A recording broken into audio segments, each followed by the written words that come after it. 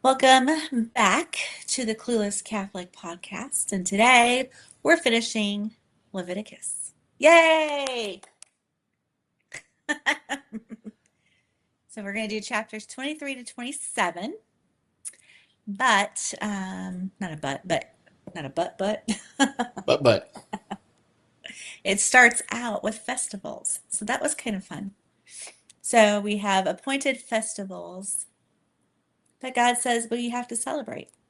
I'm all about that. Um, So basically, he's saying that you have 6 days each week for your ordinary work, but on the seventh day is a Sabbath day of complete rest. This is chapter 23 in Leviticus.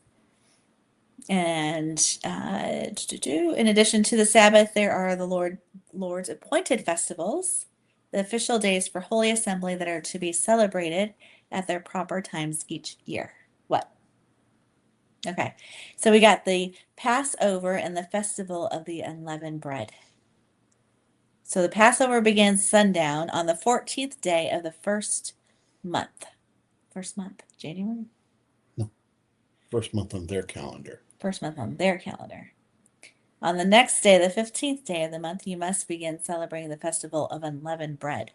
This festival to the Lord continues for 7 days, and during that time, the bread you eat must be made without yeast. On the first day of the festival, all the people must stop their ordinary work and observe an official day for Holy Assembly. For 7 days, you must present special gifts to the Lord. And then on the seventh day, the people must again stop all their ordinary work to observe an official day for Holy Assembly. So no bread with yeast. And then you have the celebration of first harvest.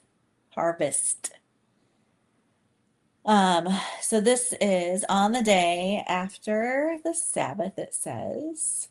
It says, bring the priest a bundle of grain from the first cutting of your grain harvest on the day after the Sabbath. The priest will lift it up before the Lord so it may be accepted on your behalf. On that same day, you must sacrifice a 1-year-old male lamb with no defects as a burnt offering to the Lord. With it, you must present a grain offering consisting of 4 quarts of choice flour moistened with olive oil, and it will be a special gift, a pleasing aroma to the Lord. Why do you always say it like I that? don't know. You must also offer 1 quart of wine as liquid offering. Do not eat any bread or roasted grain or fresh kernels on that day until you bring this offering to your God.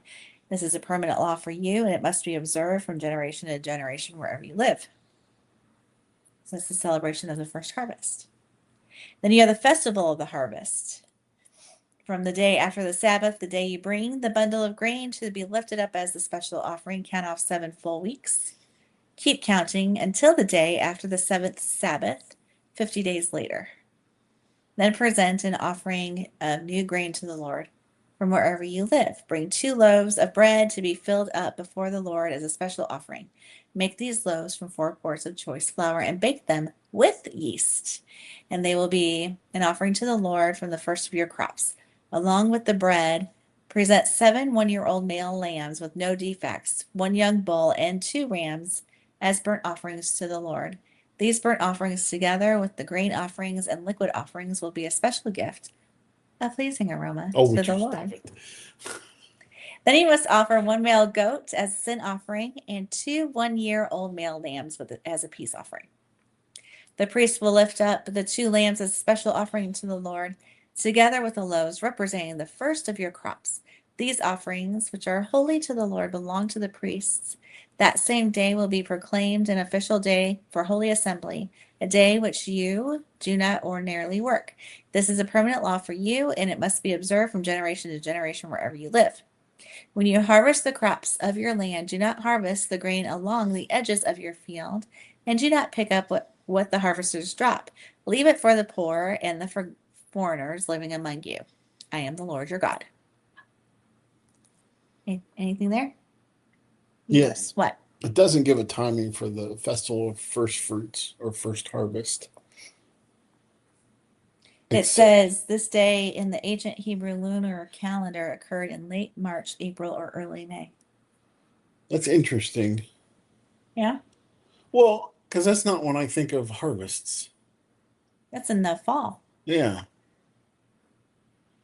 Hmm. But the correlation is drawn to the resurrection of Christ Oh, being the first harvest. And what comes 50 days after the resurrection of the Christ? 50 days after the resurrection. Yes, in our church calendar, which is going to correspond with the feast or the festival of harvest. After Easter. Yes, 50 days after Easter. it comes every year. Pentecost. Oh, And as we know from Pentecost in Acts of the Apostles, they harvested a bunch of new Christians. oh. See, secret decoder meeting and all this stuff. Yeah. Yeah? Yeah. What else? That's it. Okay. Festival of Trumpets. Do, do, do, do, do, do, do, do, do, do, do.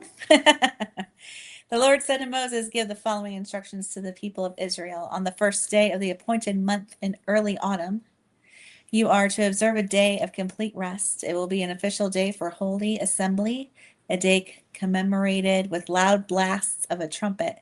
You must do no ordinary work on that day. Instead, you are to present special gifts to the Lord. Just one day in autumn. That's what it says. Okay. Next is the Day of Atonement. Yom Kippur.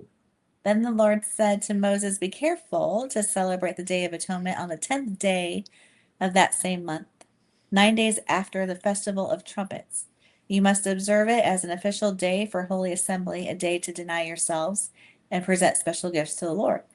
Do no work during that entire day because it is a day of atonement, when your offerings of purification are made for you, making you right with the Lord your God. All who do not deny themselves that day will be cut off from God's people, and I will destroy anyone among you who does any work on that day. You must not do any work at all. This is a permanent law for you, and it must be observed from generation to generation wherever you live. This will be a Sabbath day of complete rest for you, and on that day you must deny yourselves. This day of rest will begin at sundown on the 9th day of the month and extend until sundown on the 10th day. No That work. that was their that was one of their big high feasts.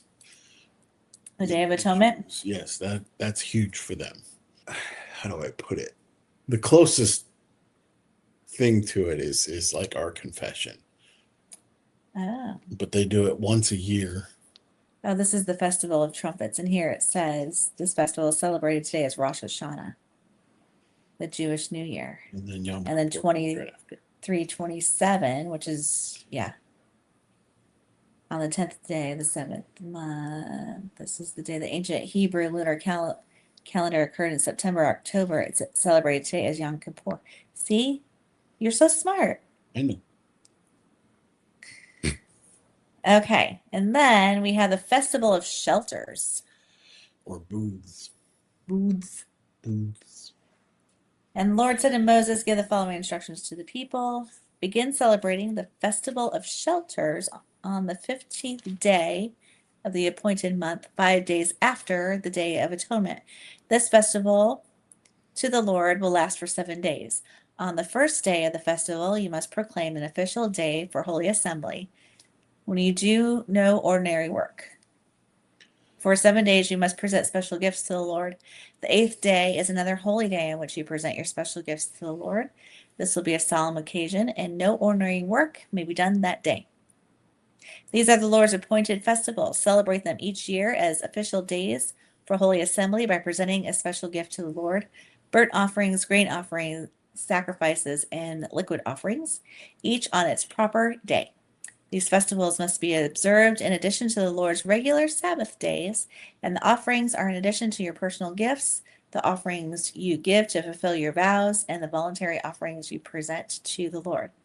Remember that this 7 day festival to the Lord, the Festival of Shelters, begins on the 15th day of the appointed month after you have harvested all the produce of the land. The first day of the eighth day, the first day, sorry, and the 8th day of the festival will be days of complete rest. What kind of festival do you rest? There's no party in here. Good ones. Man. On the first day, gather branches from magnificent trees. palm fronds, boughs, and leafy trees and willows that grow by streams. Then celebrate with joy before the Lord your God for 7 days. You must observe this festival to the Lord for 7 days every year. This is a permanent law for you, and it must be observed in the appointed month from generation to generation. For 7 days, you must live outside in little shelters, like tents. Mhm. Oh, all native-born Israelites must live in shelters. Remind each new generation of Israelites that I made their ancestors live in shelters when I rescued them from the land of Egypt. I am the Lord your God. So Moses gave the Israelites these instructions regarding the annual festivals of the Lord. So they have to live in little shelters. Yeah. And little tents. Why do you call them booths? Oh, like a telephone booth? It's also called the Festival of Booths. What are they celebrating? Nothing? He just told you. They're reminding them that their ancestors, when they came out of Egypt, had to live in tents. That's not a celebration. Where's the dancing and the carnival games? Honey, they're Israelite, not Polish. Well, that's not fun. Okay, pure oil and holy bread. The Lord said to Moses, command the people of Israel to bring pure oil of pressed olives for the light to keep the lamps burning continually. This is the lampstand that stands in the tabernacle in front of the inner curtain that shields the Ark of the Covenant. Aaron must keep the lamps burning in the Lord's presence all night. This is a permanent law for you, and it must be observed from generation to generation. Aaron and the priests must tend the lamps on the pure gold lampstand continually in the Lord's presence. Is that like our candles in church? That would be the best approximation, yes. Okay. Like our Jesus candle. Yeah, the Jesus candle. You must bake 12 flat loaves of bread from choice flour using 4 quarts of flour for each loaf. Place the bread before the Lord on the pure gold table and arrange the loaves in 2 stacks with 6 loaves in each stack. Put some pure frankincense near each stack to serve as a representative offering, a special gift presented to the Lord. Every Sabbath day, this bread must be laid out before the Lord as a gift from the Israelites. It is an ongoing expression of the eternal covenant. The loaves of bread will belong to Aaron and his descendants, who must eat them in a sacred place, for they are most holy. It is the permanent right of the priest to claim this portion of the special gifts presented to the Lord. Okay. Is that the communion bread? I don't know. I would think that it would have a closer connection to what they do in the Orthodox churches Mm-hmm. because they have their holy bread, and like one of them is chosen for communion, and the others go to the community. But in this case, it would go to the priests as opposed to the community. I see. But that's just a guess. And then we go to an example of just punishment. This is weird because I read this a little bit earlier and I was like, it's like do these things here, the festivals, and now all of a sudden we have an example of just punishment. It doesn't fit. So I don't understand. Anyway, here's the example of just punishment. One day, a man who had an Israelite mother and an Egyptian father came out of his tent and got into a fight with one of the Israelite men. During the fight, this son of an Israelite woman blasphemed the name of the Lord with a curse. So the man was brought to Moses for judgment. His mother was Shelomith. Sure. Sure. The daughter of Debris of the tribe of Dan. They kept them. What am I supposed to know these people? Yeah. Okay. It was one of the 12. I remember Dan, but who are these other? It doesn't matter. They kept the man in custody until the Lord's will in the matter should become clear to them. Then the Lord said to Moses, take the blasphemer outside the camp and tell all who heard the curse to lay their hands on his head. Then let the entire community stone him to death. Say to the people of Israel, those who curse their God will be punished for their sin. Anyone who blasphemes the name of the Lord must be stoned to death by the whole community of Israel. Any native-born Israelite or foreigner among you who blasphemes the name of the Lord must be put to death. Anyone who takes another person's life must be put to death. So the stoners are going to get. No, that's a just punishment. They're being instructed to do so. Okay. He's talking about murder. Okay. Anyone who kills another person's animal must pay for it in full, a live animal for the animal that was killed. Anyone who injures another person must be dealt with according to the injury inflicted. A fracture for a fracture, an eye for an eye, a tooth for a tooth. I didn't know that that's where this came from. Yeah. Whatever anyone does to injure another person must be paid back in kind. And it sounds harsh, but what it was really doing was leveling the playing field, so to speak. Because, again, society was different than what God was trying to set up. So this is about justice. So if somebody gets their eye poked out, you don't turn around and kill the other person. You poke their eye out. If you take it literally, yes, but it's basically it's providing justice where before there was just anarchy. So I boop your nose. Okay, no booping. Okay. Whoever kills an animal must pay for it in full, but whoever kills another person must be put to death. This same standard applies both to native-born Israelites and to the foreigners living among you. I am the Lord your God. After Moses gave all these instructions to the Israelites, they took the blasphemer outside the camp and stoned him to death. The Israelites did just as the Lord had commanded Moses. Why was that put in here? We were just talking about pure oil and holy bread, and then we go to punishment. It's still about holiness. We take a very casual look at the name of God. Partly because we don't really know it anymore. The name of God, we don't know it? You're saying society as a whole. The tetragrammation or whatever it's called, the actual name of God, it's been substituted with Lord in our Bible. Oh, I see what you're Every saying. time you see Lord in all capital letters, Mm-hmm. that's where, right there, Yeah. that's where Yahweh was before. YHWH. Yeah. So because uh, the Lord's name is holy and the Israelites believed that it shouldn't be spoken by them, they took out the vowels and just used the letters. That's why in this day and age, if you're talking with devout Jews, they'll put G and then a hype or a underscore and then D. They won't even spell out God. Oh. But we take a casual approach to that and just throw it around. So it's all about being holy and being different. So it seems weird, but the just juxtaposition is about the holiness. Okay. Interesting. Yeah.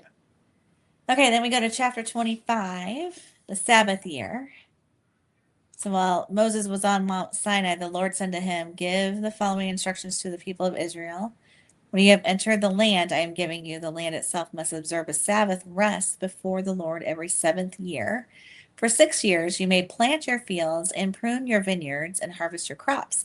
But during the seventh year, the land must have a Sabbath year of complete rest." You get to rest every day? No, you're the land. The land has to rest.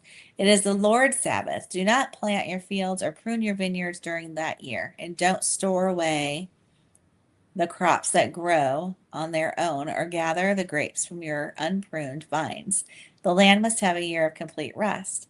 But you may eat whatever the land produces on its own during its Sabbath. This applies to you, your male and female servants, your hired workers, your temporary residents who live with you.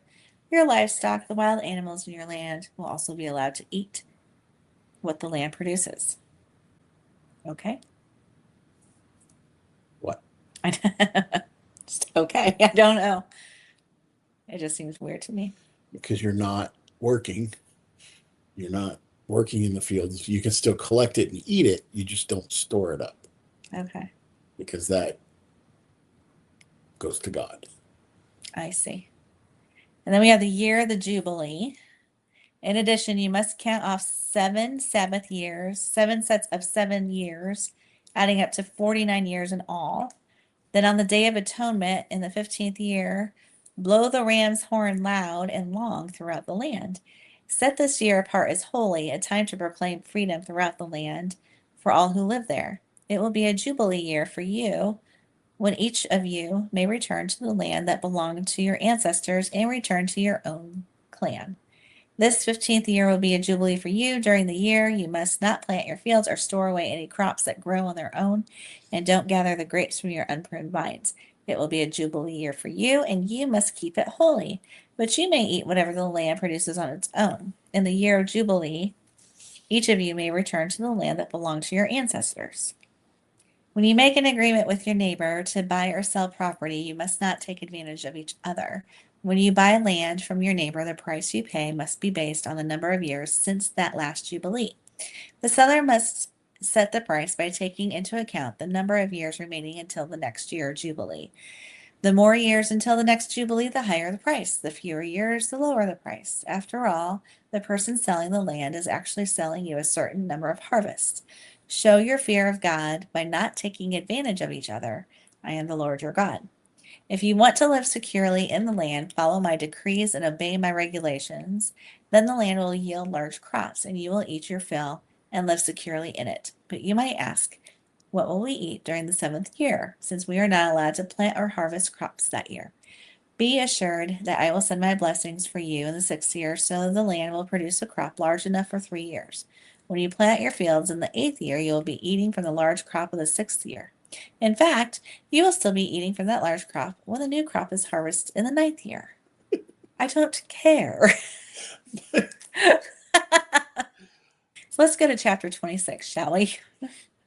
Do not make idols or set up carved images or sacred pillars or sculptured stones in your land so you may worship them. I am the Lord your God. You must keep my Sabbath days of rest and show reverence for my sanctuary. I am the Lord. Should we talk about this?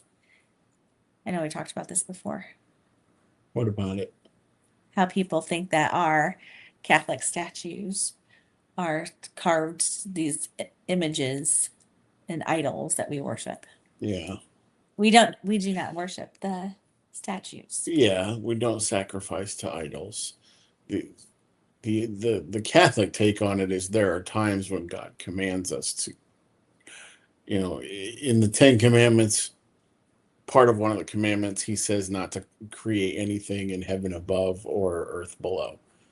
But then later he says create this Ark of the Covenant with 2 angels which are from heaven above and other adornments on them from earth below. Mm-hmm. So is he contradicting himself? It comes down to the heart. God doesn't want us worshiping other gods in the forms of idols or anything else, and the Protestants tend to view what we do as worship because they have, and this is not meant to be offensive, it's just meant to be truthful, they have a shallow view of what worship is. They wrap worship up and say and define it through prayer and song. Well, I mean, we sing songs on the radio all the time. It doesn't mean we're worshiping what they're singing about. It's I pray for you, you pray for me. That doesn't mean we're worshiping each Yeah. other. Those are parts, but worship has always meant sacrifice. God, and that's why Leviticus is important, is God defines what that sacrifice is. He defines what worship is. 3,000-4,000 years later, you don't get to that's the word I'm looking for. You don't get to reinvent what worship is. Putting your hands in the air and singing along that God is breaking your chains is not necessarily worship without sacrifice. Yeah. And an hour a week is not sacrifice. What is? The Eucharist is what we believe. Yeah. Okay. Thank you for that. If you follow my decrees and are careful to obey my commands, I will send you the seasonal rains. The land will then yield its crops, and the trees of the field will produce their fruit. Your threshing season will overlap with the grape harvest, and your grape harvest will overlap with the season of planting grain. You will eat your fill and live securely in your own land. I will give you peace in the land, and you will be able to sleep with no cause. In fact, you will chase down your enemies and slaughter them with your swords. 5 of you will chase 100, and 100 of you will chase 10,000. All your enemies will fall beneath your sword. I will look favorably upon you, making you fertile and multiplying your people, and I will fulfill my covenant with you. You will have such a surplus of crops that you will need to clear out the old grain and make room for the new harvest. I will live among you, and I will not despise you. I will walk among you, and I will be your God, and you will be my people. I am the Lord your God, who brought you out of the land of Egypt, so you will no longer be their slaves. I broke the yoke of slavery from your necks, so you can walk with your heads held high. However, if you do not listen to me or obey these commands, and if you break my covenant by rejecting my decrees, treating my regulations with contempt, and refusing to obey my commands, I will punish you. I will bring sudden terrors upon you, wasting diseases and burning fevers that will cause your eyes to fail and your life to ebb away. You will plant your crops in vain because your enemies will eat them. I will turn against you, and you will be defeated by your enemies. Those who hate you will rule over you, and you will run even when no one is chasing you. And if, in spite of all this, you still disobey me, I will punish you 7 times over for your sins. I will break your proud spirit by making the skies as unyielding as iron and the earth as hard as bronze. All of your work will be for nothing, and your land will yield no crops, and your trees will bear no fruit. Even if you remain hostile towards me and refuse to obey me, I will inflict disaster on you 7 times over for your sins. I will send wild animals that will rob you of your children and destroy your livestock. Your numbers will dwindle and your roads will be deserted. And if you fail to learn the lesson and continue your hostility, he's giving you lots of chances here. Continue your hostility towards me. What? If you know anything about Jewish history and what's coming, these are prophecies. Mm. These are prophecies for the like the Assyrian exile, the Babylonian exile. Oh, okay. All right. So if you fail to learn the lesson and continue your hostility toward me, then I myself will be hostile towards you. I will personally strike you with calamity 7 times over for your sins. I will send armies against you to carry out the curse of the covenant you have broken. When you run to your towns for safety, I will send a plague to destroy you there, and you will be handed over to your enemies. I will destroy your food supply so that 10 women will need to only what? So that 10 women will need only one oven to bake bread for their families. Okay. They will ration your food by weight, and though you have food to eat, you will not be satisfied. So 10 women are trying to bake bread in one oven. Well, because there won't be enough food to Oh, I feed. see. If in spite of all this you still refuse to listen and still remain hostile towards me, then I will give full vent to my hostility. I myself will punish you 7 times over for your sins. Then you will eat the flesh of your own sons and daughters. Ugh! I will destroy your pagan shrines and knock down your places of worship. I will leave your lifeless corpses piled on top of your lifeless idols, and I will despise you. I will make your cities desolate and destroy your places of pagan worship. I will take no pleasure in your offerings that should be a pleasing aroma to me. Yes, I myself will devastate your land, and your enemies who come to occupy it will be appalled at what they see. I will scatter you among the nations and bring out my sword against you. Your land will become desolate, and your cities will lie in the ruins. Then, at last, the land will enjoy its neglected Sabbath years as it lies desolate, while you are in the exile in the land of your enemies. Then the land will finally rest and enjoy the Sabbath it missed.